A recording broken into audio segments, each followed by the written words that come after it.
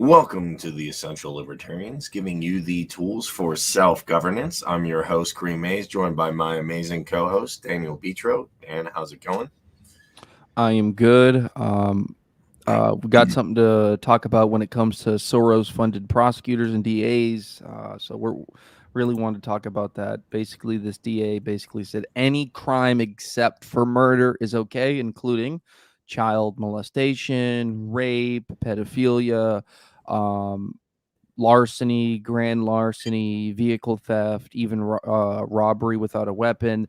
So all those crimes are legal, but as long as you don't kill anyone, you are good to go in New York. And this DA, of course, was funded and put in by none other than George Soros, as he has put in a lot of other DAs to carry on his agenda and this agenda of open societies. And yeah, Yeah, it's interesting. So we will get to that, and we're going to get to a lot of stuff tonight. Especially in my opinion, this is going to be interesting because there's been a lot of big changes. Hey, Genius by Birth, what's up? Yay, you're back. Thanks. Glad to see you on here. So before we get started, just a couple of plugs real quick. And bear with me, I was singing a little bit today. My voice is not 100%, but we're going to do it anyway. You can add me on Getter at Cream66. I'm not endorsing it yet. I'm just trying it out. I got a few more followers. Infowars is following me now, so hey. And then we also have Daniel Betro. That's the whole word, Daniel, and then Betro. Follow him. He definitely is going to be posting a lot of stuff here. I'm just trying it out. I'm going to see if it's any good. It could end up being like Twitter. It could not. We'll see what it does. So it's not an endorsement, but I'm excited to see alternate platforms and if they can change the landscape of social media. That being said, if you want to keep the Ron Paul movement going, the ideals of Murray Rothbard alive, head to the LP Mises Caucus. No more wars, no more lockdowns, no more bailouts, and no more mandates. Just put your first name, last name, email address, phone number, and state, and be part of the decentralized revolution. So, got a lot of stuff to get to today. Let me talk about the one that I think people actually really care about. Because why? Because this is something you got to watch out for. yeah, I So talked about there's this a long time ago, like 7 months ago, man. I heard this and it like people didn't believe me. I was like, "What?" They were like, "What?" And I was telling my brother, and I showed him the article, and he was like, "Wow, yeah." But this is something that like went through, I think 6 or 7 months ago. But yeah, continue. yeah, and this affects a lot of people because I think it used to be. Correct me if I'm wrong. On PayPal, if you made over 20 grand, which is quite significant. Yeah, I know every time people watch YouTube and someone has rented a Lamborghini, everybody thinks everybody's making billions of dollars online. And people are doing good online, but it's a select few in my opinion. It's not like you know what I mean? Not everybody's got a Lambo who works online. I do a little of online work myself. Uh, I haven't rented out my Lambo yet. So they said, to my knowledge, what they wanted to do is kind of like the Bernie Sanders thing, go after the millionaires and the billionaires. Let's go after the billionaires and make sure they pay their fair share. I think that was the logic behind this. I wasn't in the room. I wasn't hanging out with Congress. I don't want to. But there's a new tax rule that requires PayPal, Venmo, and Cash App to report annual business payments exceeding 600. And I have a few questions. One, I'm actually curious if the audience knows. Does this affect Stripe and other ones? Or are they going to be like, hey, we don't care? I didn't see when I looked at it a while ago. I actually didn't see. I don't know. That's a good question. Because Yeah. probably Stripe's on there, but now that I think about it, looking back at the article, I don't think I saw Stripe. I saw Cash App, Venmo, and PayPal. Those were the ones I saw. Yeah. And that's kind of what I saw. But like that's like a really small thing. Like, is Coinbase going to do it? Is Stripe going to do it? Is Payoneer going to do it? Who's all doing it? Because I mean, in my opinion, what could happen is a few things. and I'll get into that, but let me just go over this. So the new year has brought in a new tax theft rule. Sorry, I said tax wrong. New theft rule that will see the Internal Revenue Service gain intel on income on small businesses. Because, when you want to go after billionaires, you go after the small businessman. Makes sense. That makes sense. Yeah, of course. Yeah, because small business owners, they got that 300 billion just sitting around, don't know what to do. So small businesses made through transactions on popular payment apps. Third-party processors like Venmo, PayPal, and Cash App are now required to report users' business transactions to the Internal Revenue Service if they exceed $600 for the year. This means money exchanged as gifts or favors isn't taxable, and property sold at a loss is excluded. The change to the tax law was ushered by the passage of the American Rescue Plan last spring. And I want to make a point here. Every time somebody makes an act like the Rescue Plan, the Affordable Care Act, Save the Puppies, the Patriot Act, the We Want to Help the Poor Act, it does the exact opposite. It's going to do the exact opposite. I'm almost confident in saying that. I would bet my 600 that it is. So it allows the IRS to figure out how much income business owners actually earned through the payment app transactions, regardless of what they report on their form on their 1099-K. Many of these payment apps already sent Form 1099-K to users with business accounts, specifically if their gross income exceeded 20 grand or if they made 200 separate transactions in a calendar year. A Form 1099-K is an IRS informational tax form used to report payments received by a business or individual for the sale of goods and services that were paid via third-party network. The IRS will be able to cross-reference both our report and yours, PayPal said. Thanks for giving in, you piece of crap. I knew I didn't like that payment processor. Now this is just kind of adding it. Yes, I use PayPal, but I might not anymore. Even though the new rule became effective with this year, it isn't applicable to the 2021 tax season. Small businesses need not take it into consideration until the 2022 tax filing season begins this year, if the dollar hasn't collapsed. Oh, that's not written anywhere. My bad. I'm sorry. Yeah. Or if peaches cost 500. Ooh, look, peaches cost $50. So the things I want to say here are this. One, they print the money out of nothing, so why do they need to pay taxes? Second of all, I don't know any small business owners raking in $1 million, $1 billion. Wasn't this supposed to monitor people who were not paying their fair share, like the millionaires and the billionaires? And third of all, this is still theft. As far as I'm concerned, when they say that, they don't really mean that. What they're really saying is, we want to control you. More control, more control. Now, I have seen a few states saying, we're not going to do that. If I run for election in 2022, after knocking out the mandates and knocking out this medical BS, this would be the next thing I would go after and just say, look, this is not only is this scary, this is not, right? This is theft. And as far as I'm concerned, it's going to push people to do three things. Use cash. Yeah. Do under the table trades, which that's one thing Doug Stanhope says, like, oh, okay, well, Dan, you fixed my air conditioner. Let me give you a case of beer. Oh, okay. Because really, what is money? It's a measurement of wealth. It's not wealth. The beer is actually wealth because it's a service or good. So people could trade goods, people could trade services, people do services for goods, all that. And then they'll use crypto, because I don't think if you just trade crypto, I'd be wrong here, but if you just trade crypto, like, oh, okay, Dan, I want this done.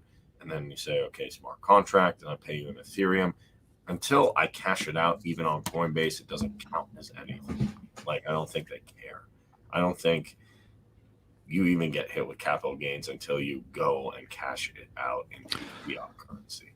So that's what I think people go to crypto, cash, and trading for stuff. Am I wrong anywhere on that? Was I wrong about the? Well, the thing with crypto is basically when it comes to cryptocurrency, the mechanism by which the government can tax you on it is almost totally voluntary and is regulated by the consent of those who want to pay the taxes. Meaning, if you didn't want to pay taxes on crypto, as far as the government being able to actually see that and record data to use as evidence to put you in jail or make a case Yeah. that you didn't pay your taxes, it's going to be very difficult on their part because of the way that the blockchains are set up and because of the way that crypto is now. Different different exchanges are different. Some are less secure. Yeah. Some are more encrypted, so it really depends on the exchange. But more importantly, it really Well, depends on what you're doing with the crypto. Because in a lot of ways, if you were to make a crypto wallet, right, you could, let's just say you invest $2,000 into Bitcoin every month or something like that, and it's in your crypto wallet. You could easily transfer that money to another wallet that could yeah, be certified under someone else's social security, someone else's name, and that's all you're doing. But that other someone can, whenever they feel like it, transfer that back. So there's ways to get around the crypto tax. And the same thing with the $600. If you get paid $1,000, you only put in $599 into your actual account, and then you slowly put it yeah. in amounts Wait, under 600. And here's my question though. yeah. Let me give you a crazy hypothetical scenario. Okay. All right. Let's say for whatever reason, I don't know, I come up with some crazy crypto ideas and they work, and then Yeah. the Winklevoss twins hit me up and Elon Musk and they send me, let's say, 500 million, $1 billion, and I say, hey guys, check this out, and I screenshot that on Facebook and I start using that screenshot everywhere, and then Bitcoin goes up to 50 or 60 again. Yeah. Now, if I never, let's say it's all on Coinbase, which is a bad idea, but let's just say it is in a vault. Actually, it's not if it's in a vault. Yeah.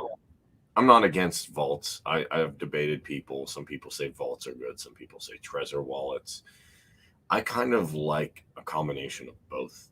But let's just say it's all in a vault. If I never take it out, if I never cash any of it into fiat currency, but the IRS knows it's there, what would it? Could I pay taxes on anything? I didn't. Well, It into okay. cash. So again, No? right now, from the current tax policy, I believe you wouldn't have to pay taxes on that as long as you didn't take it out. Now, I could be wrong. Okay. But And I think it actually depends on where you live, because some places have like an unrealized capital gains tax. Some places don't. It really depends on where you live, but I'm pretty sure you wouldn't unless you're in a state that does have an unrealized capital gains tax, and then you will actually have to pay on money that you haven't even used to spend and you haven't even taken out of your IRA, brokerage, exchange, crypto, whatever it is.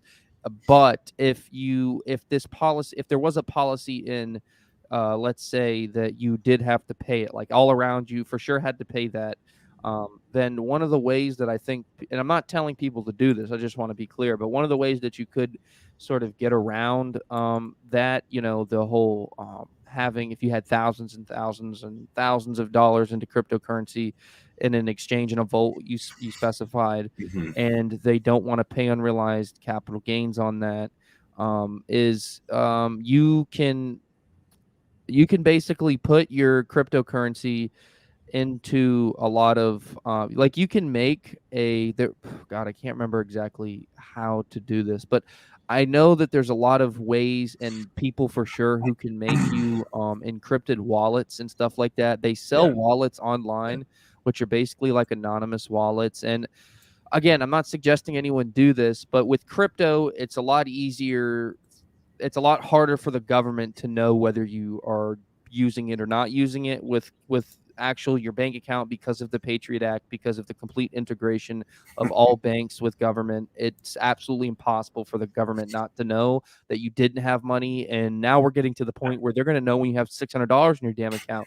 So the government will absolutely know when you get money in your bank account, especially if you bank from a more traditional sort of mainstream banks such as Wells Fargo and a lot of those main banks that Yeah, work and I actually don't do that. that work hand in hand with governments. But with crypto, it's a lot more difficult for them to actually see where the money's coming from, how much there is, unless they have direct access to your Coinbase and whatever it is. Because even an app like Coinbase, it's impossible for them to get into that, like into your they actual can't get account. into It's that. impossible for them to get into it. So a lot of this crypto tax is reliance on the individual to tell the government about it and admit what they have. So just remember that. Remember that if you remember that you have to be innovative when it comes to these things, because the government and the elite are going to keep trying to push the barrier on tyranny and on government Yeah, overreach and on stringent policies that intrude on your basic liberties. But you have to be innovative in the way that you fight back. So I think just giving up and saying, "Oh well, we got to do it. We got to do this now," I think is the wrong answer. And I think if you don't want to pay it, I think you're just going to have to work a little harder, right? If you want to be safer, if you really want to be, that we saw from what we saw with Snowden, if you really want to protect your privacy, if you really want to protect your data, if you really want to protect your money, and you want to keep the government eye out of your bank account, out of your monetary account and your financials, then you're going to have to work a little harder to do that. But I think it's worth it, because at the end of the day, I think the mentality and the line of thinking that goes something like, the government already has everything that I have anyways. The NSA, I don't care if they spy on me. I don't got anything to hide. I think that line of thinking is incredibly dangerous. And I think that line of thinking is part of the reason why the government is continuing to do these type of things, because you have a population, mainly boomers and older people, who don't see the problem with impediments on these privacies and on these financial privacies, and they don't see it. And they don't see it as an issue when it is an absolute issue, when it's a fundamental issue. Because especially when you look at America and you look at the Fourth and First, and a lot of our amendments are predicated on the privacy of the individual, and for the individual to be autonomous without the overwatch of the government. So it should be more like we watch the government and they protect our basic liberties. It's not that the government gives us our basic liberties and they watch us. It's the other way around. And it was always supposed to be that way. It's not big brother, little brother. It's not the government that's supposed to be taking care of you. You should be taking care of and watching the government, because as we've seen, as individuals collectively, we are good people. The government is a fundamentally corrupt organization, and they are fundamentally corrupt because it is not made up of individuals. It is made up of agencies, which is a grouping of individuals to get rid of the individual responsibility and accountability of a job. It is bureaucracies. It is a mass political what's the word I'm looking for? Bribery and blackmail, with compromising, with all of these different techniques to get people to do things that are immoral. It's things like Epstein Island, getting all of these MIT engineers, getting all of these elites, getting all of these people who make policy, not only on the political level, but in the university level, and in the medical level, and the technological level. All of these levels they use to corrupt and bribe these different people who work in these very powerful positions. But individuals, the majority of Americans, the working class, they're not fundamentally corrupt people, right? They're not. And you say, well, why is it that the government's so bad, and why is it that millions of people are able to be better? Why are they so? Is it, well, obviously something needs to be said about the fact that when you're an individual and you are living your life, whatever it is, whether you're a bricklayer, a restaurant owner, a small business owner, you are moral because you are in a situation and you were raised by a certain mechanism of morality, right? But with the government, even if you were raised in a strong household with strong values and strong morals, when you get into the government, it becomes far more easier to be corrupt, and it even becomes promoted. It becomes promoted to take money. It becomes normal. It is the normalization of bad behavior in the government is, I mean, it's everywhere. Well, here's the issue. If you go to Weber's definition, a government is a legitimized monopoly on force in a given territorial region. if you have a monopoly on anything, I don't care what it is. I know I would abuse it. I'm not so naive to think, oh, I have a monopoly on money or a monopoly on fame or monopoly on anything. You give anybody, I don't care if it's Mahatma Gandhi, as far as I'm concerned. Yeah. Maybe there's a few edge cases. 9 times out of 10, the ring's going to corrupt you. If you give someone a monopoly on force, they're always going to use that force to their benefit and their friends' benefit. And that's, I think, inevitably what you see over time. It doesn't happen overnight. I mean, but it didn't take long. If you consider the Earth is millions or billions of years old, 250 is not a long time. It took 46 presidents to go from give me liberty or give me death to show your papers at this restaurant. Yeah. Or, or you can't get that. Genius by Birth had an off-topic question. She said her stepdaughter gets SSI through her biological mom. Is there an explanation of why her SSI check is signed by the senior bankruptcy specialist for the Treasury office? Just seems strange. I'm not 100% sure. Yeah, I can't tell you on that, but yeah, that doesn't seem that actually doesn't seem that strange to me that it would be signed by the maybe not the bank. I don't know about the bankruptcy, but it wouldn't surprise me at all if her check was signed by anyone in the Treasury area. So that doesn't seem strange. Yeah, that doesn't seem super strange, but I'm not an expert in necessarily. Yeah, I'm not either. So working, but yeah, I sorry, Genius by Birth, I'm not 100% sure. But let's talk about everybody's favorite medical tyranny man, fraud G. So up to date medical procedures are encouraged over getting fully medical procedured. What? Wait. I'm confused. You're going to have to up-to-date shots encouraged. What is that? So they're saying boosters? So basically for a long time, let me explain it. So I was talking to my friend today and he's like, get the booster. And I'm like, okay, you do it. And then I talked to him today. He said, I'm up to date. And I said, well, what if they change the goalpost? He's like, well, I'm up to date now. And I'm like, see, I told you. Like, it's kind of like, I think a lot of people think, okay, fine, 2. All right, 3. But there's no magical numbers. Israel has showed us. So let me make sense of this. Federal health leaders, if you want to call them that, I think that's an interesting way to put it, are moving away from emphasis on what constitutes being fully protected against this illness in favor of staying with the current medical procedure.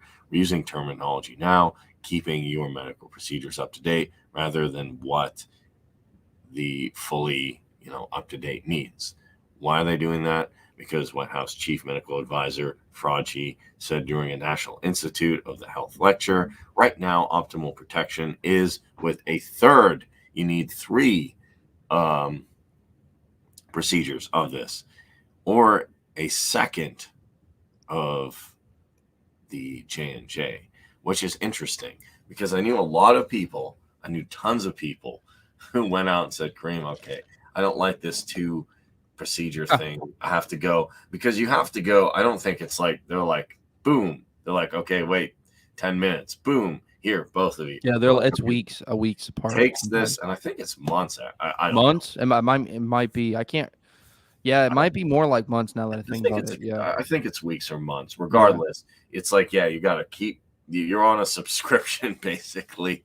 Hey, keep coming back. So the CDC and the prevention called Tuesday for the 3rd procedure to be administered within 5 months of the initial 2 medical procedures, shortening the time frame before you can get that additional booster.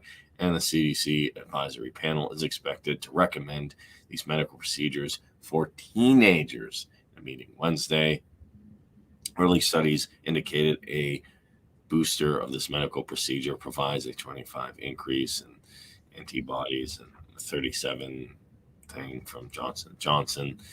Even though South Africa said this is not a huge problem, Fauci and other leaders, as well as Joe Brandon, have pressed months about the importance of getting people to get all these procedures.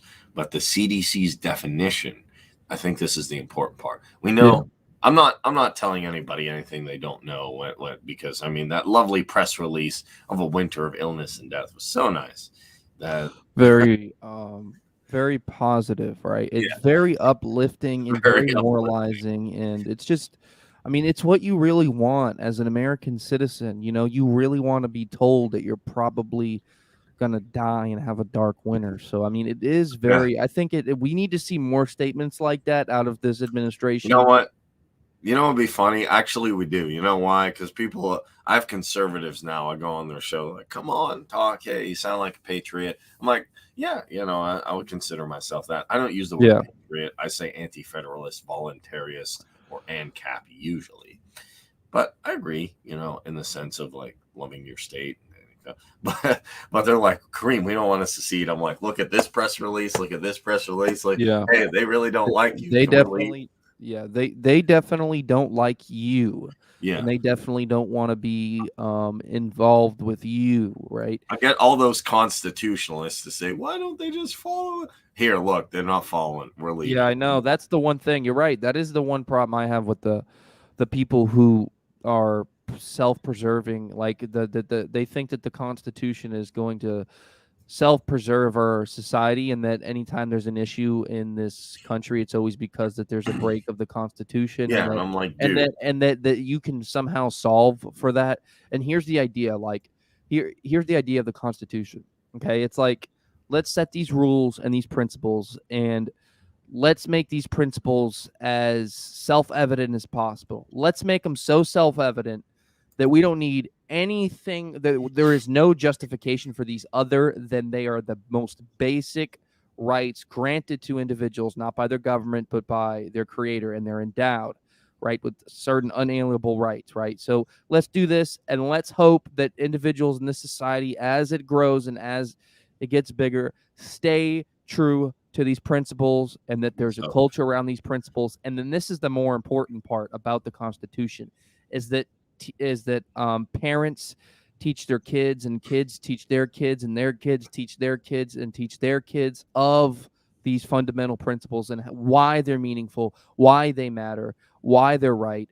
And one that, but it didn't account for that not happening. Like, for the last, I mean, did your parents tell you about the Constitution and how much it mattered? Because at no. one point in this country, it wasn't too long ago, where that was absolutely in school and in your family life, it was a must to understand the Constitution, to understand your amendments, and to understand what they mean and what they're predicated on. Civics class doesn't even, I mean, like, the fact that some people don't even have a civics class. Some people go and make it until they're 18 without even taking a civics class. I think that there's been purposefully and intentionally a push to get rid of the mechanisms to inform people at a young age politically of how their government works and what their government is supposed to do versus At what least they do. understand the basics. Like, so you don't Yes. look like a goofy dude in front of Jay Leno. Like, who do we get our independence from? What are the three branches of government? And like, at least understand how they work. You don't But have to be like a scholar, but at least, but getting back to the yeah. point I do find interesting is that people on the right will say, well, you know, it's kind of weird people believe in gun control. I'm like, yeah, it is. But it's also, to me, very odd to think that psychopaths are going to revere, or people who have an agenda, even if they're not psychopaths, people who have an agenda to do something based on their lobbyists' wish are going to follow the Constitution. Because let's be realistic, they're not. So the CDC's definition of what it constitutes to be completely protected from this may or may not change, and Yeah. the Okay. decision is prompting a lot of questions. They're saying right now it won't. However, Fauci has said on TV, and I've seen him. They said, will the definition of what it means to be fully protected from this change? He said it's not a question of if, but when. So I just kind of wanted to throw this out there. I'm not gonna predict and say I exactly know what's going to happen, but if you look at other countries like Israel, they're saying okay, for now. They're saying this. They're saying that. So um, we will have to see. Um, So let's go. I think that it's always going to be more and more, and I think that there is going to be no end to the distinction of fully vaccinated versus not vaccinated. I think you're going to have to take a shot every 6 months for the rest of your life, and I think that will be the definition of fully vaccinated. It will be the fact that you are always getting vaccinated every 6 months. I don't see another route in this, unless, of course, people stand up, people fight, people decide that okay, this is not going to be the case. We're going to stand up against this and say that, you know what, you don't have to get a certain number of medical treatments to be deemed a citizen, right? You're a Yes, citizen exactly. whether you want a Or to be vaccine able to or access a whether you don't. business or to be able to do anything. Genius by birth said she's actually homeschooling her seniors, so she does learn about the Constitution, Geneva, human rights, and for math, personal finance, budgeting. Yeah, that's great. Even teach them like gardening, things like that, and different life skills, I think, is imperative. So let's talk about one thing about the former president, because this came out on, if you follow him, Anomaly with a zero, him and Zuby, I do follow them, because actually, I'm not huge into rap, but there have been some interesting artists like Tom McDonald, Anomaly, Zuby, Immortal Technique. You know, not the Kanye West type rappers, like the good rappers that talk about important issues and raising consciousness. Yeah. I think not just like getting being promiscuous and encouraging violence and all that stuff. So I was looking at Anomaly's story, and actually I did see this, and I'll play it. Mexico's president said he sought Julian Assange pardon from Trump, and then he renews asylum offer. Basically, from what I understand, the Mexican president, Andres Manuel Lopez Obrador, I hope I said that right, said he sought a pardon from Julian Assange from the former U.S. President Donald Trump before he left office last year, and repeated his offer of the asylum for the WikiLeaks founder on Monday. And I did find this interesting because that was the big thing when he was pardoning people. I'm like, dude, you pardoned Blackwater and like Kushner's dad, like you're pardoning like criminals here. Can't at least like I think the only person he pardoned of like significance that people brought up was like, oh, he pardoned Little Wayne. I'm like, And he, I believe he pardoned Kodak Black as well. yeah, not good. Like to me, Blackwater and all those people, I think he pardoned a couple things that actually got me mad because I'm like, dude, you pardoned. I think he pardoned like a Navy SEAL that was like open firing on people, kill people. He did do that indeed, but So I think like, that it was like all you had to do was pardon Assange and Snowden. That's it. yeah, to me That's it. well, no, I think there's two more I'd like to see. Well, actually, there's a lot more I'd like to see. Yeah. I'd like to see Assange, Snowden, Ross Ulbricht, because Ross Ulbricht, like, it's not even that hard. You just say, like, hey, look, you know, he didn't hurt anybody. Boom, like, get him out here. He didn't even steal any intelligence or do anything with the intelligence community. Like, that's a home run in the park there. Hey, this guy didn't do anything wrong. He had the Silk Road. Okay, I don't like drug sales. Okay, don't do drugs. Pew. But he didn't do it. He didn't encourage it himself. And then Daniel Hale for the drone thing. And I think Chelsea's free. So like the one, like Obama did like maybe one or two things right. Let's say that's one of them. But he was a terrible president. But that being said, I think that, and then everybody who has a misdemeanor or nonviolent drug charge, in my opinion, should be pardoned. But, you know, I'm moving the goalpost. But yeah, at least Assange and Snowden. So last month, Australian-born Assange moved closer to facing criminal charges in the U.S. He's not a U.S. citizen, which makes no sense to me. Try him. Well, journalism's not a crime, but why he's not a citizen. It is a crime. It is a crime when you're coming after the elites. Or if you invoke the Espionage Act, which is extremely vague.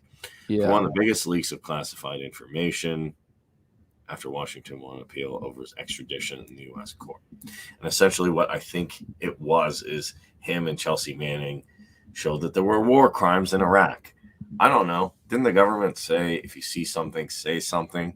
Doesn't seem to work out well. U.S. authorities accuse Assange of 18 counts. 18. relating to WikiLeaks' release of confidential U.S. military records and diplomatic cables, which they said they had put lives in danger. Unlike Miley, who called China and said, "If we attack, I'll let you know." Oh, okay, that's okay though. Lopez Obrador reiterated the asylum offer he had made for Assange a year ago and said that before Trump was replaced as U.S. president by Joe Brandon. Last year, he read him a letter recommending Assange be pardoned. Mexico did not receive a reply to that letter, which I find odd. Lopez Obrador told a regular government news conference it would be a sign of solidarity and fraternity to allow him asylum in the country that Assange decides to live, including Mexico, Lopez Obrador said. If granted asylum in Mexico, Assange would not be able to interfere in the affairs of other countries, and it would not represent any sort of threat. More hurdles remain before Assange could be sent to the U.S. after an odyssey which has taken him from a teenage hacker in Melbourne to years hold in the Ecuadorian embassy in London and then incarcerated in a maximum security prison. And the 50-year-old Assange cast him as an anti-establishment hero, which I think he is. I agree with that. Who's been persecuted by the U.S. for exposing wrongdoing, just like Snowden, and double dealing across the world from Afghanistan and Iraq to Washington. Unlike the CIA, who runs drugs and used Afghanistan for lithium. Yeah. Iran Contra. I mean, like, how many Yeah. times are we gonna like? How many times can we? How many circumstances can we point to our government doing fundamentally corrupt and illegal activities and getting away with it on a large scale? I mean, they like even when it came to Iran Contra, even when it came to running drugs from the United States to Vietnam, even when it came to the same thing in the Afghanistan war later on, when it came to all these things, how many people at top positions did time for that? How many people went to prison for this? And this is the problem. It's not that these people keep, I mean, it is that these people keep doing this thing, but it comes down to, why do they keep feeling that they are able to do these heinous things, and why do they feel so bold? Well, it's because they know there's not going to be any accountability. They know that you're not going to get the consequences that you, Kareem, would get if you were taking private plane rides with government money and going to another country and loading them up with drugs and getting money and weapons for that, and then bringing that back to our country. You would go to jail for life, right? Yeah. And anyone else would. But if you're a member of the government, if you're a member of one of their agencies, which is, of course, supposed to be undertoned by secrecy, and it's supposed to be surrounded and encompassed by the idea that these agencies are doing things that we don't know about that are for our best interests, but it's just better that we don't know, right? And that's right. If you believe that notion, well, then you probably believe anything. But they get away with all these illegal activities in the name of two things mainly, and as far as I can tell, national security and just complete, like, no accountability. So there's no accountability as far as the actual agencies to, like, penalize these people for doing it.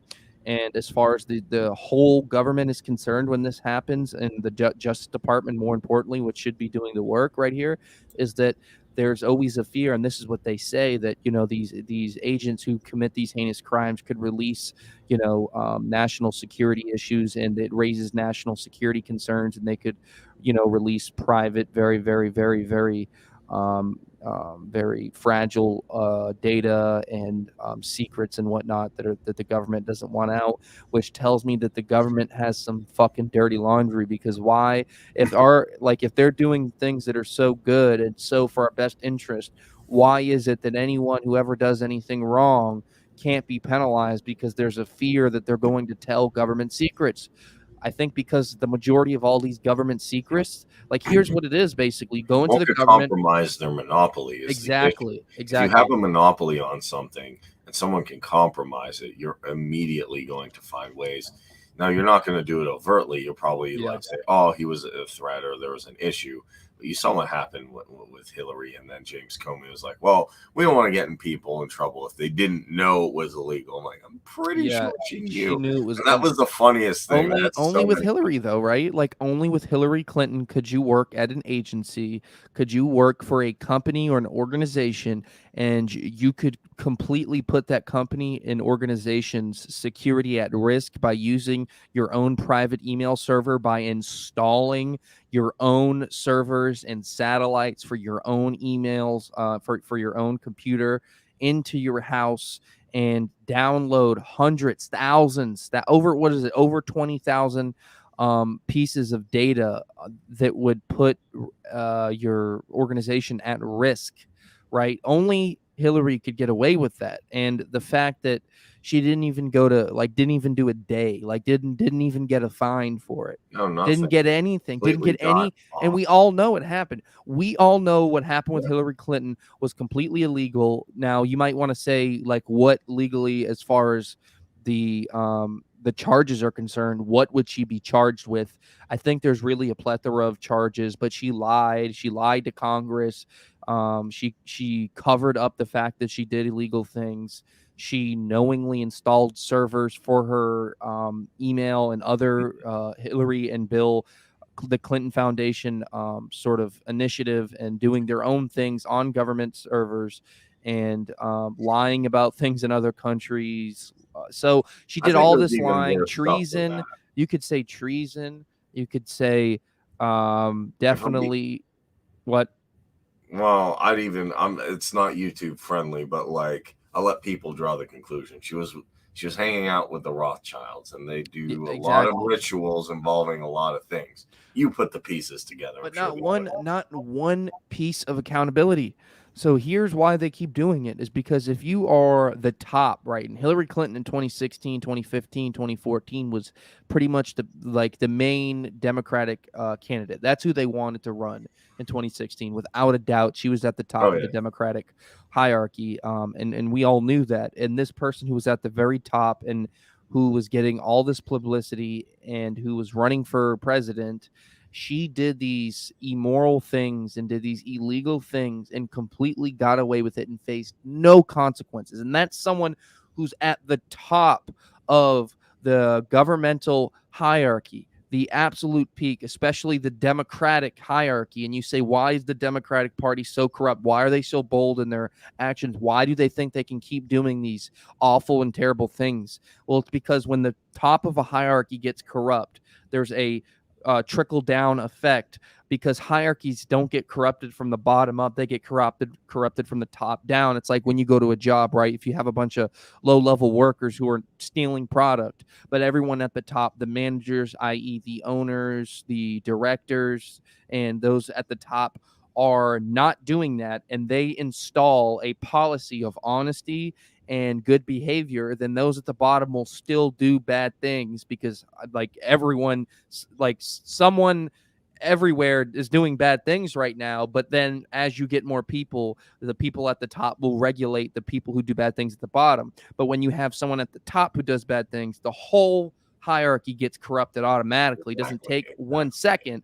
But this is the case with Hillary Clinton, and I think this is the case with the Republican Party. But I think the Democratic Party is far more corrupt than the Republican Party, just because it seems to me that people who probably in one point in time would be a liberal Democrat type are now being conservatives, and it's the pushing everyone into the right wing category. Yeah. So when I say that, I'm not saying that it's all Republicans. I'm just saying guys like Rand Paul, I wouldn't really consider him a Republican. Guys No, I like Thomas consider him more of a Massey, libertarian. like I would consider definitely like Mark Rubio. Obviously, I'd consider him a Republican. Definitely Mike Pompeo. I mean, he's like pretty close to an open neocon. Yeah, yeah. So And you know like what? these guys are the classic neocon Republicans, but you have all these other guys and girls in conservative Republican Party that aren't.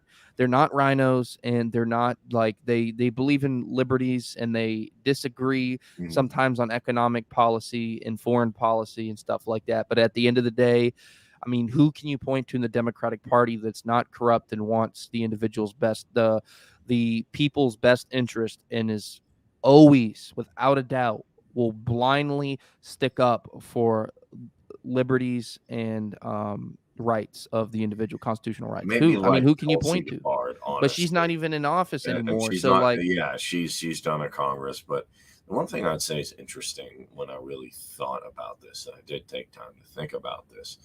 To me, a lot of Republicans do cooperate with the majority of them seem to cooperate with the Democrats, and there's a few outliers. Really, I thought about what is a Republican. If you look at the anti-federalist argument, you can see a Republican is someone who traditionally governs over a small republic. So it's very hard to be a Republican in Washington because you're not governing over a small republic anymore. It kind of presents some problems. So it'll be interesting to see what happens in the coming years. But I think I'm still hopeful that eventually will be changed. But when you have somebody like the Democratic hierarchy or any hierarchy, and they have incentives to keep doing bad things, and you keep seeing you can get away with them, well, they're going to keep doing bad things.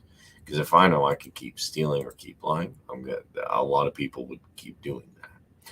Even people who say, "Oh no, I'd never do that." We have to see when you get to that level of power. However, I want to hit a couple more stories.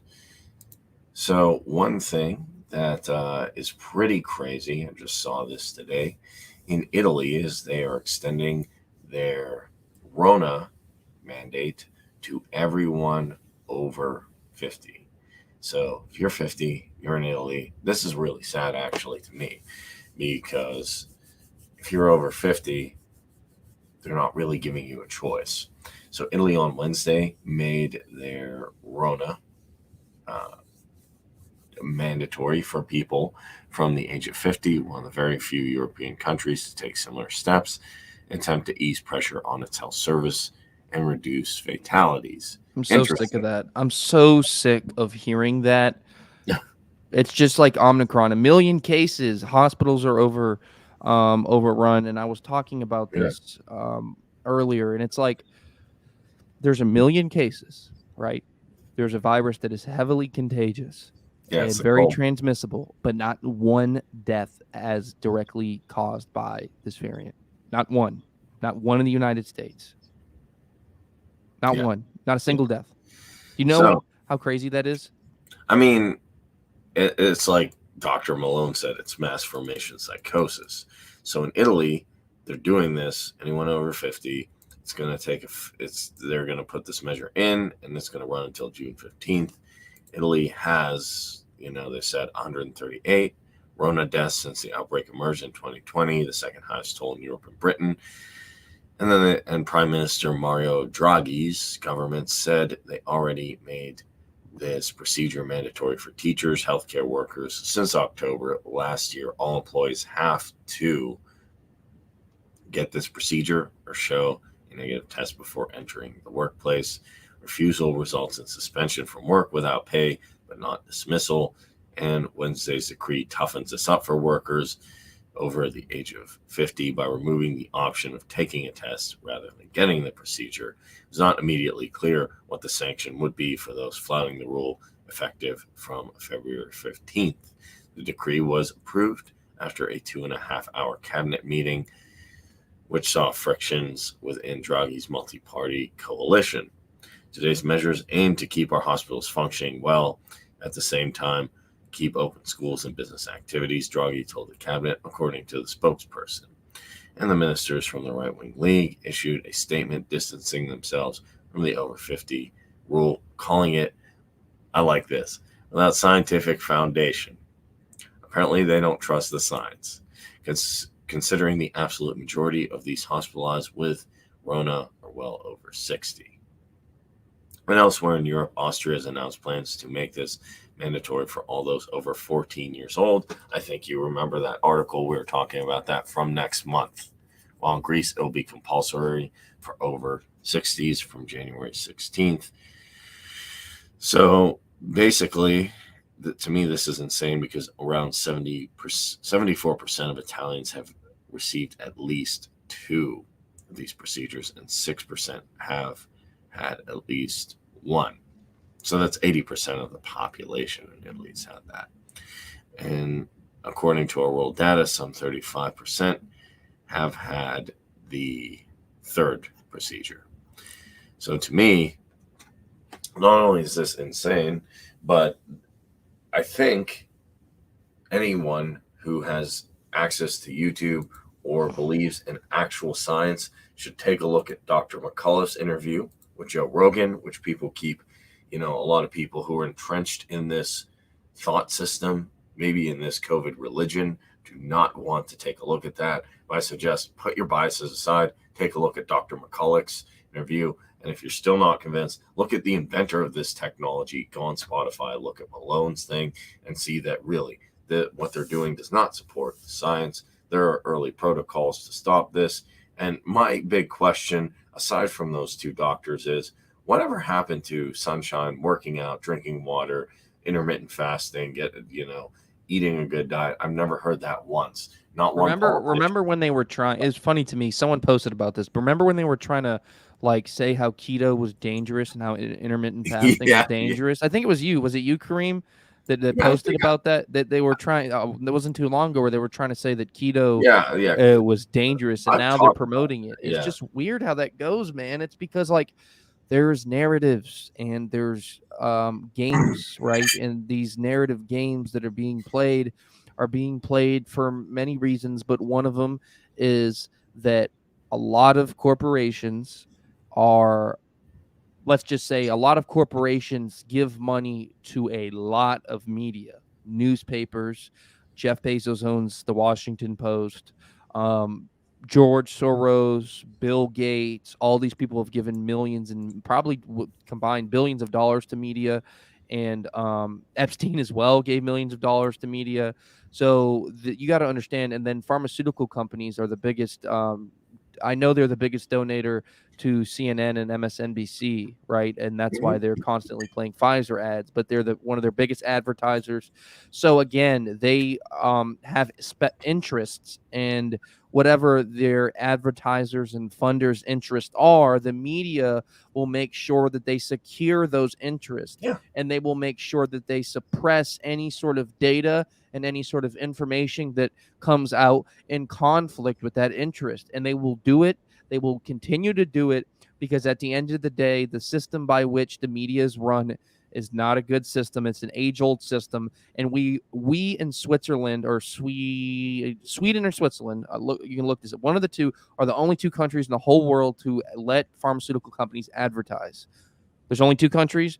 And the United States did that in 1997. Immediately when they did that, we saw an absolute just look at the data for yourself.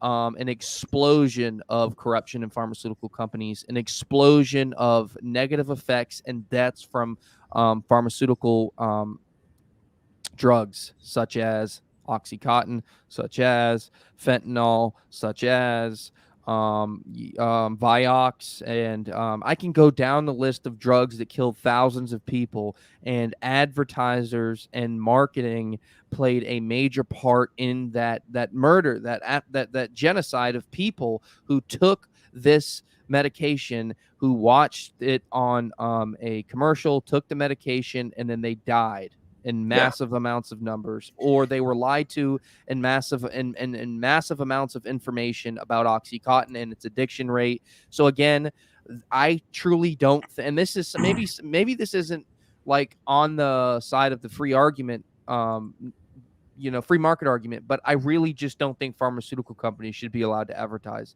No other countries do it, man.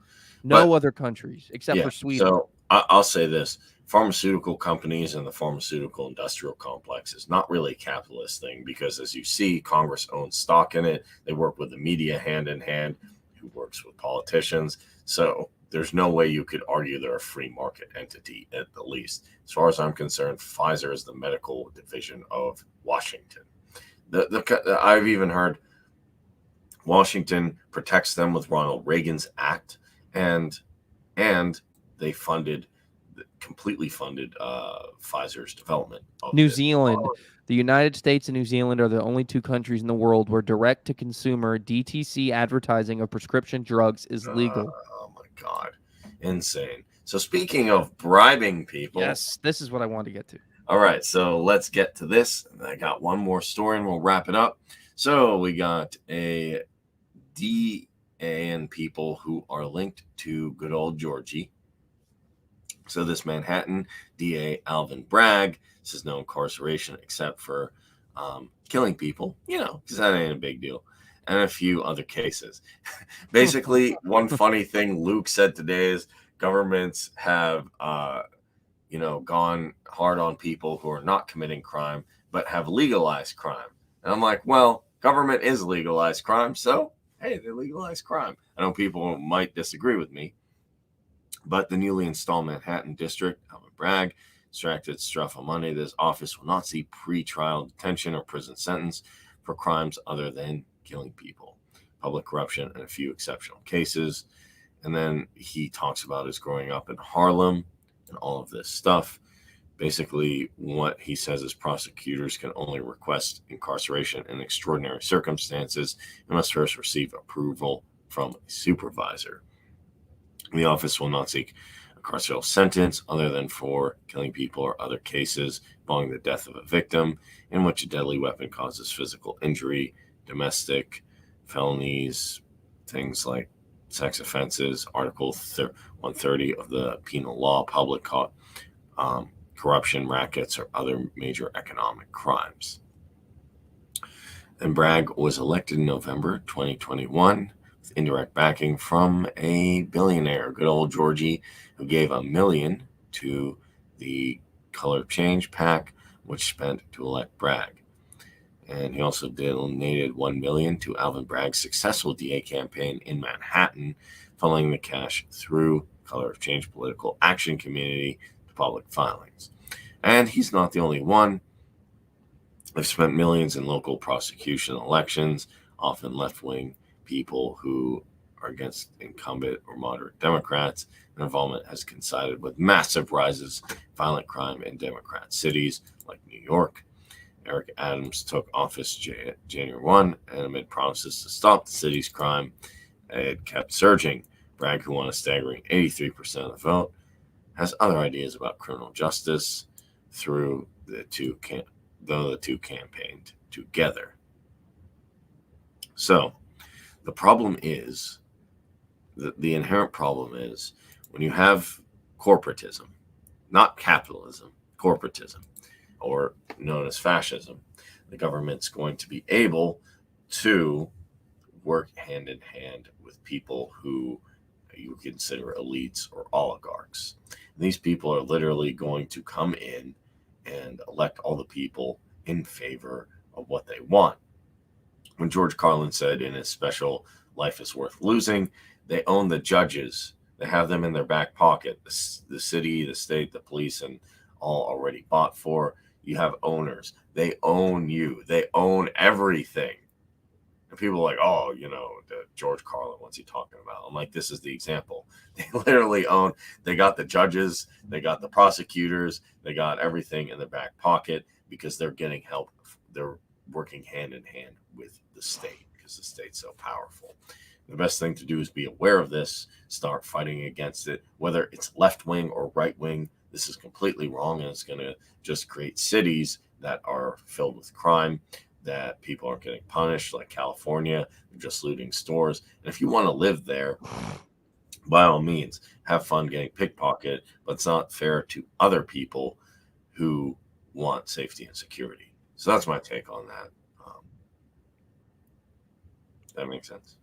Yeah, and I just think, if you look at the hundreds of people that Soros has done this with, the millions and millions and millions and millions of dollars from the Open Societies Fund to get DAs in across the country is one of the most smartest things you can do if you have a cause and if you have an agenda and you want others to orate and perform the duties of that agenda. You would want to use your money and your leverage as a wealthy elite to get in people that will protect your agenda. And that's what he's doing. Now, the problem I have is that why aren't you seeing a lot of people like, why is not Musk funding DAs? Why does it seem like the left is the only ones who are willing to play the game that of the system, and the right is too, they're not like they used to be, but still in a way they still are hanging on to that sort of Puritan mindset, you have to understand that they're going to keep losing until people on the right are doing what George Soros is doing, until very, very wealthy people are putting billions of dollars into political campaigns in all areas across the country, radically and exponentially. You are not going to compete with people like Soros by just saying, well, we're in good faith and we're not going to play that dirty game. And I'm not even saying that it's necessarily a dirty game. I'm just saying that that's how a lot of conservatives I know look at it, as a dirty game. And I can understand that. But okay, if they're cheating, then how do you expect to ever win the damn game? At one point, you have to call them out for cheating. And if they say, well, I'm going to keep cheating, well, then you got to just stop playing the damn game by the rules. I'm not saying be immoral. All I'm saying is you're never going to be able to get and implement your policies if you cannot win elections. Yeah, To win elections, and more importantly, if you want to implement policy, things like DAs, things like sheriffs, things like school board members, they affect a lot of policy with when it comes to the sort of trickle down effect, as we were talking about with hierarchies. When it comes to crime, like if you don't want any crime, well, then you might want to get in a DA that has that same mentality. If you want schools to stop teaching critical race theory, you might want to get in someone who runs the school board who doesn't want kids to be learning critical race theory. And it sounds so, I guess, common sense and so basic, but the right has been failing to do this, while the left is really good at organizing and really good at using capital and putting funds towards DAs, towards all types of political positions and getting them elected. Exactly. That's my take on it. And I just say simply, those who do not have power cannot defend freedom. And I remember, talking about this with people. And I used to be on the opposite. I'm like, I don't want to run for office. Politicians are all scumbags. And even after I became a libertarian, I'm like, no. Even after an ANCAP, I'm like, no, I got the best arguments. We're rocking it. And then I started to realize that doesn't matter. Authoritarians don't care if you have the best arguments, if you have the best philosophy. It doesn't matter. If you don't have power, you can't defend freedom. So when people say, I don't want to run for office, I don't like those, aren't they all scumbags? I'll say, yeah. But if you don't, you're going to be ruled by those scumbags. So what do you want to do? Being a politician isn't fun. I get the agorist argument, but I don't completely agree with it. I don't either. And I think that this was the problem with the right for a long time, is that they were the Puritan party and that they wanted to go along with political correctness and to censor speech that they deemed to be impure. And we're seeing this on the left, except what's different about it is that the left really isn't Puritan. They just want to censor speech that they don't like. Like, for instance, if you are an actor, you can go up on the Grammy stage and say, fuck Donald Trump. But if you're a working class parent and you call in on a phone line and say, let's go Brandon, then you're deemed a menace to society and an absolute ghoul who is disrespectful to the president. And this is what we're seeing, rules for thee, but not for me. It's like when your brother hits you when you're really young, and then your parents see you hitting them, and then you start crying and you're like, he hit me, he did that, he's bad. And when you hit him first, and when you did the exact same thing as he did, right? You just want him to get in trouble and not you. That's what the mentality, which is an infantile mentality of the left, is like, I can say fuck, I can swear, we'll show ass all day long. We'll promote people, Biden included. We'll promote people like Cardi B and Megan Thee Stallion, whether you like their music or not. They're very hypersexualized. And when it comes to people on the right, though, if you say, let's go Brandon, you then get slandered as he should be arrested. He should be taken to jail. He's insulting the president of the United States. Well, people on the left literally called for Trump to be executed. Many prominent people. Johnny Depp said, has there ever been an actor to assassinate a president before? He said something almost to that exact thing. He said that on TV. An actual individual said that about the president. Yeah. And you know what the left did? Clapped. They clapped. They cheered. And you know what? I've seen it both ways. I've seen some people, oh, you can't insult Trump, he's the president. Yeah. And then right when Biden gets, and they're insulting him, and then the exact same thing. Oh, let's go, Brandon's disrespectful and all that. But They said, like, can I get an F? Well, I I mean, think there's Let's Go tweets. Brandon. Listen, I think Let's Go Brandon is even more like it's still. It's funny how that's the conservative one. It's like the left can say "fuck you, Trump," but the right has to make this sort of micro mean to it because it They seems. were. To be fair, I Yeah. will say this: they were chanting F, and then Okay. that So you kind of think it funny was a thing smart? You think happened. it was a strategic move on the Yeah, part of the right it's a to sort of funny adopt inside this joke, and it's because it? pretty smart. It is pretty I smart see. Okay. because you know why? Saying if you put a sign there and there's little kids walking by, F Joe, not good. Just because the kids are going to see that, and then they're like, oh, okay, well, now I have to explain to my kids what that word means. But if you have "Let's Go Brandon," it's like, oh yeah, let's go Brandon. It's friendly. So last but not least, we have Quebec. What's going on? Oh God. These medical procedures are now going to be required because Quebec is right now on the verge of giving in to pressure and announcing this measure. Basically, according to the information obtained, the decision was taken in the last few weeks by Quebec, which will announce the details of this measure in the press briefing this week. At the time of this writing, there's still some discussion of the fine tune of the passport enforcement. For example, will we ask at the entrance or the cash desk? Yes, it's not important where that it's tyranny. Where do you want your tyranny? Will it be taxed for online orders? Neither SAQ or SQDC want to give details on the terms of that. But remember, this passport is currently required to access non-essential businesses. I find it interesting politicians can call businesses essential and non-essential. I don't think government's essential as an anarchist, but I'm willing to debate that with minarchists. But still, such as theaters, bars, restaurants, casinos, conventions, and conferences, places of worship, and sports facilities. Several scenarios studied in recent days, the pressure has mounted a notch on the CAQ government to tighten the screws of people who did not take this medical procedure. Again, this guy, I don't know who he is, but like too much about him. But Francos Legault asked public health to see if it was possible to expand the use of this passport in other businesses.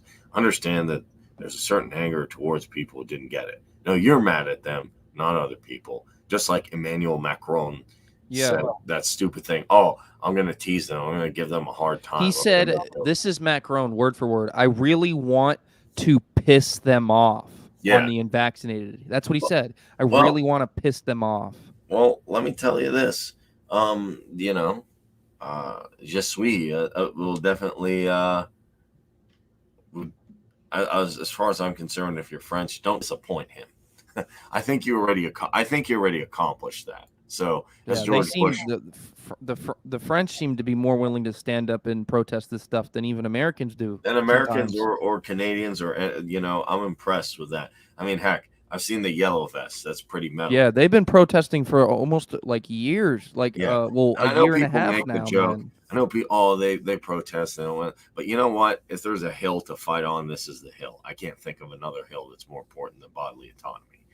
Correct me if I'm wrong, but I really think not only is what he said happening, I think he already accomplished what he wanted. So I hope you're happy, Emmanuel Macron. I hope your friends, the Rothschilds, are happy as well when they're not praising Moloch.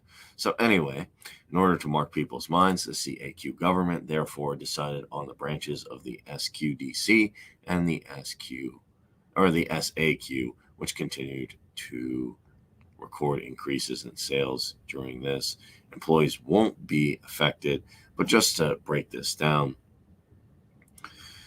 this is the reason people need to stand up and do something. Because as far as I'm concerned, people like Francos Legault, people like Emmanuel Macron, people like Mario in Italy are going to keep tightening the screws, keep making more and more requirements, keep making your life literally hell until you have to get this. So until people start saying no all over the world, and take an example from France, this is not going to stop. Not only that, but they're going to keep putting loopholes. A lot of people think still, even people who I like, even people like Jordan Peterson said, "Oh, well, I got this procedure and they won't leave me alone." And I'm like, dude, I get it. You're a smart psychologist. He's done some great work on young. I'm not taking any of that away from them. I'm not even saying that I do. I see where he's coming from. You know, it's not often that I criticize Jordan B. Peterson. You know, there's a few things uh, I do criticize him on, but overall, I'm pretty supportive. But my problem with him in this regard is that it seems kind of naive. Like these people aren't agreeable. These people aren't your friends. And what they're going to want to do is, oh, you complied. I'm going to even give you more stuff. Just like I saw, like in England, like the reward people got from falling in line is the guy literally closed gyms. And with Macron, it's going to be the same thing. They're going to keep changing the definition. You have to jump through more and more hoops till it's not feasible. And yeah, he did say he wants to piss people off who have not taken this medical procedure. And as far as I'm concerned, he's done. He's done. And he said, the people who didn't get this, I really want to get them mad. And so we're going to continue doing so until the end. That's a strategy. Macron told Le Parisien newspaper in an interview late Tuesday.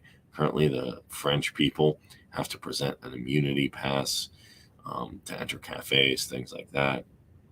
And they're even seeking to harden the conditions by no longer making a negative test possible. In a few weeks, ramped up the pass, banning people from public venues.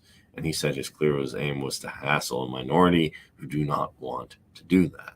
And I'll just say this: democracy is a great system for two wolves deciding when they want to have a sheep for dinner.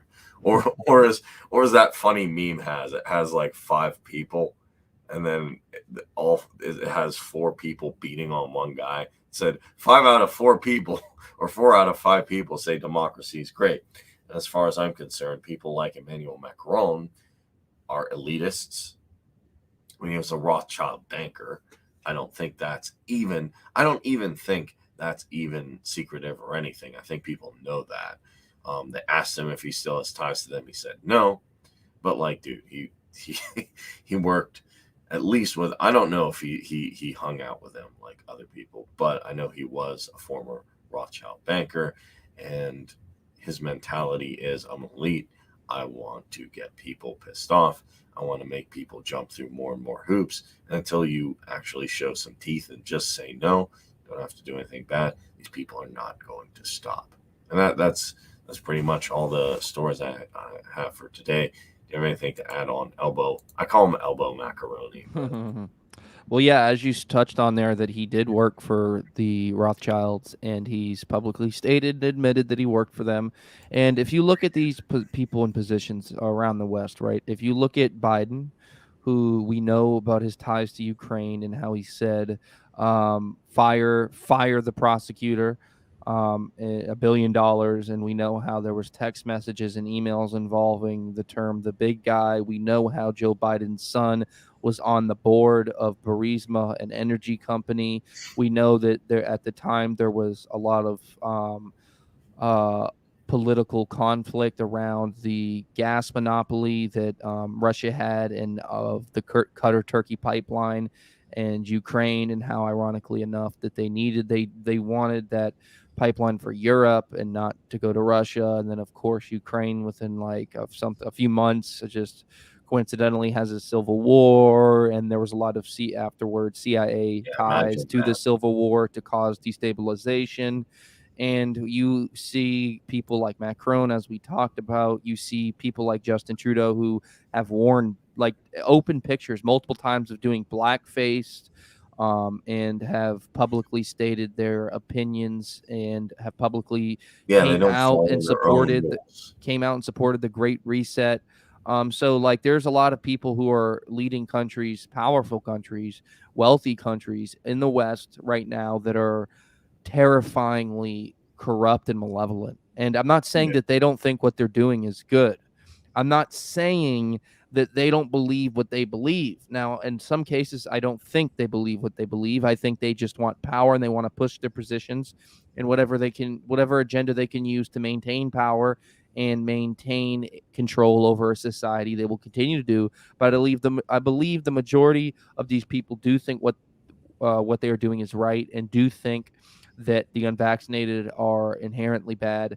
And I do think they think that the Great Reset is the way to go. And I do think that a lot of leftist liberal elitists do think that this liberal agenda and wokeism, as they call it, critical race theory, and splitting people into groups based off of race and training people on the Marxist agenda. I think they really do think this is good.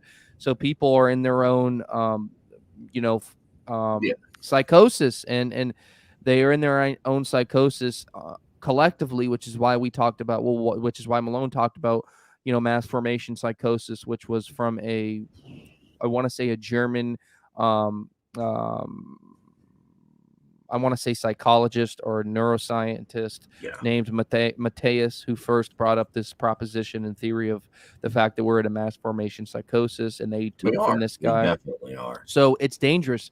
But I think the way that Germany ended their mass formation psychosis doesn't have to be the way we end ours. Yeah, and that's I don't think 6 million people have to die no. to wake up from this. I think if we continue fighting, I think if we wake more people up, because a psychosis is not permanent, right? It's semi-permanent, right? Most people don't stay in psychoses their whole lives. So we have to understand that we can break people out of the matrix, and you can break people out of the matrix by constantly pushing, by not giving up and saying, oh, it's not even worth it anymore. Like, this happens to me. Sometimes I'll be in Uber drivers and I'll hear that my Uber driver say something just completely wrong, completely false about COVID. And I'm like, I don't even feel like saying, just don't say anything. But this other day I got an Uber ride home from what's going to be the upcoming studio. And I was doing work there.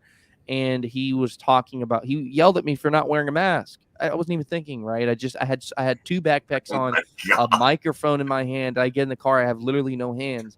And he's like, mask, I can't ride you. I can't take you home. I can't take you home without a mask. He was like a foreign type of guy. And I said, I don't have one on me. Do you have one? And he just the way he looked at me with disgust. I could tell I triggered his disgust response. And then he gave me a mask and I put it on my face. And then we start driving. We start driving. And then he starts bringing up, do you know that there's been over in the news that it's been like 1 million cases? And he was like trying to say that, do you know that by not wearing a mask, how dangerous you are? And I said immediately right after that, I was like, yeah, but there's not even been a single death. He was like, what? That's not true. I said, wait, you know what you could have said? Absolutely true. And I said that this virus, by all means, is mimicking what other viruses done with M1H1 and influenza, the fact that it's mutating. And as it mutates, we're seeing that the viral load is being contained mainly in the throat area. And that was a sign of influenza, of its weakening and of the symptoms getting less severe. But as the virus getting more contagious, and how COVID seems to be doing the same thing, and how in the unvaccinated it seems to mutate in a less deadly, more contagious, but in the vaccinated it tends to mutate in a more dangerous, less contagious way. Because of, as Malone pointed out, it's like when you give sick people antibiotics, it makes them more likely to get sick later on because of the effect on its immune system. Yeah, exactly. And I told him all that, and he was like, oh, I didn't know any of that. And that's what you got to do. He didn't know any of that, but he left the car. I left the car, and he left the car. He continued driving, but I left, and he drove off knowing something that he didn't know before. So I might not have changed his whole perspective. He might still be planted a seed, but yeah, exactly. And that's what I try and do with my friends, like just pop the interview. It's kind of funny, and I'll end it on this note. He said you're dangerous. You could say, man who's not dangerous is a good man.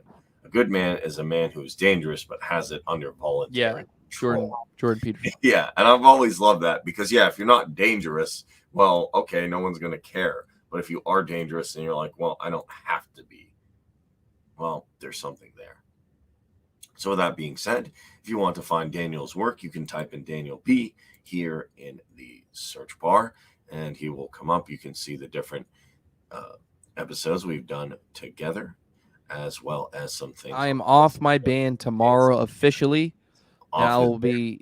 I'll be uploading some content, so just get Yeah. ready because now that YouTube banned me, I'm gonna go Yes. really hard And now. good So news, you can find us at the Essential Libertarians. And if you look at this, I actually won my appeal. I explained, hey, look, I'm not promoting this thing. I'm saying that I talked about it and they actually gave me the appeal. So you can find, so that's cool. You can find me at the Essential Libertarians. You can find me at Kareem66 on Getter. I'm testing out this platform to see if it's good or not good. I have a few people following me, which is, that I'm following and a few followers right now. So that's cool. You can find Daniel Betro right here as well. So that being said, thank you everyone for tuning in. Genius by Birth and everyone else.